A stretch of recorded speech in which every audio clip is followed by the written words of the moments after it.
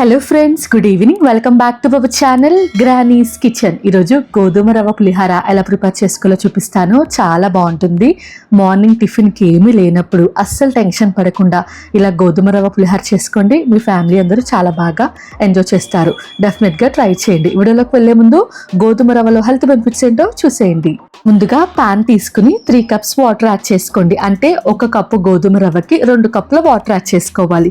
నేను ఇక్కడ 1.5 కప్పు గోధుమ రవ్వ తీసుకుంటున్నాను కాబట్టి 3 కప్పుల వాటర్ యాడ్ చేశాను. వాటర్ యాడ్ చేసిన తర్వాత 1 tablespoon oil, 1/2 teaspoon పసుపు, మీ టేస్ట్కి సరిపడా ఉప్పు యాడ్ చేసుకుని వాటర్ని బాగా మరిగించండి.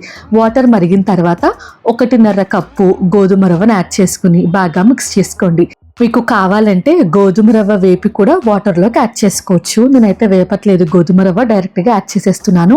వాటర్లోకి యాడ్ చేశాక బాగా మిక్స్ చేసుకుని మూత పెట్టేసి లో టు మీడియం ఫ్లేమ్లో 5 మినిట్స్ కుక్ చేసుకోండి.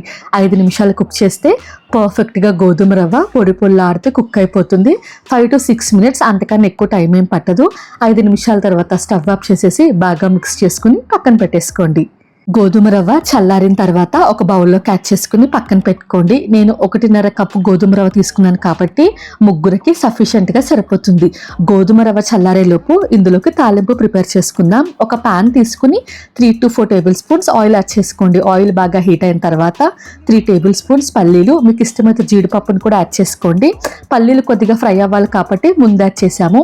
పల్లీలు కొద్దిగా ఫ్రై అయిపోయిన తర్వాత మినపప్పు, శనగపప్పు, ఆవాలు, జీలకర్ర, చిటికెడు మెంతులు యాడ్ చేసుకోండి. మెంతులు యాడ్ చేయడం వల్ల ఫ్లేవర్ చాలా బాగుంటుంది.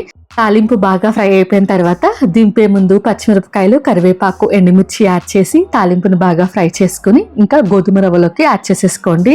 చల్లారిన తర్వాతే మనం నిమ్మరసం యాడ్ చేయాలి. వేడి మీద నిమ్మరసం యాడ్ చేస్తే మాత్రం చేదొచ్చేస్తుంది, చూసుకోండి. గోధుమ రవ్వ చల్లారిన తర్వాత నిమ్మకాయ రసం యాడ్ చేయాలి. నేనైతే 3 నిమ్మకాయలు యాడ్ చేశాను. మీ పులుపుకు తగ్గట్టుగా మీరు నిమ్మరసం యాడ్ చేసుకోండి. నిమ్మరసం యాడ్ చేసుకున్న తర్వాత ముందుగా ఫ్రై చేసి పెట్టుకున్న తాలింపు వేసేసుకుని సాల్ట్ కూడా ఈ టైంలో చెక్ చేసుకోండి. సరిపోకపోతే కొద్దిగా యాడ్ చేసి సన్నగా కట్ చేసి పెట్టుకున్న కొత్తిమీరను కూడా కొంచెం యాడ్ చేసుకోండి. యాడ్ చేయకపోయినా పర్వాలేదు, యాడ్ చేస్తే బాగుంటుంది. బాగా చేత్తో మిక్స్ చేసుకుని ఇంకా సర్వ్ చేసుకోండి. చాలా టేస్టీగా ఉంటుంది. స్పూన్తో కన్నా చేత్తో మిక్స్ చేస్తే బాగా మిక్స్ అవుతుంది. మిక్స్ చేసుకున్నాక ప్లేట్లోకి సర్వ్ చేసుకోండి. ఇప్పటి నుంచి మీ బ్రేక్ఫాస్ట్ లిస్ట్లోకి ఇది కూడా చేరిపోతుంది. అంత బాగుంటుంది. డెఫినెట్గా ట్రై చేశాక ఎలా వచ్చింది నాకు కామెంట్ సెక్షన్లో కామెంట్ చేయండి. ఈ వీడియో మీకు నచ్చింది అనుకుంటున్నాను. నచ్చితే ఖచ్చితంగా నా ఛానల్ని సబ్స్క్రైబ్ చేసుకోండి.